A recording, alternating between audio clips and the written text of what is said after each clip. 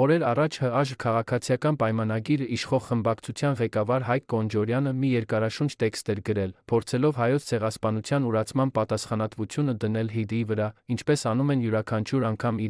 իրենց քաղաքական առաջնորդի հետ միասին, հերթական հրաժարման, հանձնման ու ուրացման համար մեղադրելով բոլորին, բայց ոչ իրենց։ Տեքստին կարելի էր չանդրադառնալ, եթե այն չավարտվեր Հայաստանի ֆուտբոլի ազգային հավաքականի մարզաշապիկի վրայից տարիներ առաջ Արարատ լեռան տարբերանշանի հանման շահարկվող փաստով։ Մնացածը հեքիաթներ են, ինչպես Արարատի պատկերը ֆուտբոլի հավաքականի մարզաշապիկից հեռացնելը որպես թյուրիմացություն որակելու դաշնակցական արդարացումները, գրել էր Հայկ Կոնջորյանը, երկրորդելով խմբակցության քարտուղար Արթուր Հովհաննիսյանին։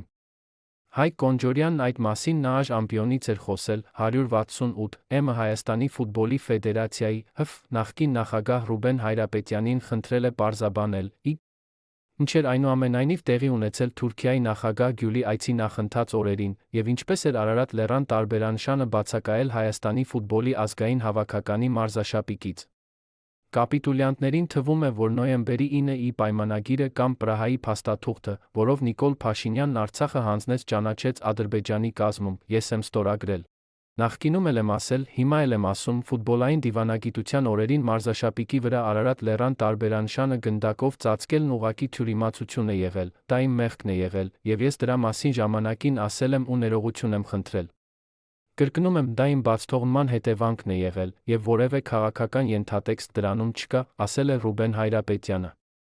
Հայրապետյանը նշել է նա, եթե իրեն դրա համար փորձում են մեղադրել, իր այդ հանցանքն ավելի ծանր չի եղել, քան նոյեմբերի 9-ի կամ Պրահայի փաստաթղթերը ստորագրելը, հիմա էլ 3 հրթ կապիտուլյացիային պատրաստվելը։ Թող դրա մասին մտածեն, ոչ թե զինանշանը թյուրիմացաբար փակելը պատմություն դարձնեն, ասել է ՀՀ նախկին նախագահը։ Ռուբեն Հայրապետյանը հիշեցրել է, նույն Թուրքիայում հավաքականը խաղացել է հին մարզաշապիկով, որի վրա հստակ երևացել է Արարատը։ Ուղղակի արդեն մեզ մոտ նոր մարզաշապիկով են հանդես եկել, իմ բացթողումն է եղել, էլի եմ շեշտում, ֆեդերացիայի աշխատակիցներն արել էին, ես էլ չէի հետևել, հավելել է ՀՀ նախկին նախագահը։ Նա մի ուշագրավ հանգամանքի մասին է խոսել, որի մասին, բնականաբար, ԿՊԱ-կանները չեն խոսի։ Մոռանում են, որ նույն Թուրքիայում, Բուրսա քաղաքում 2009 թ. հոկտեմբերին ֆուտբոլի աշխարհի 2010 թ.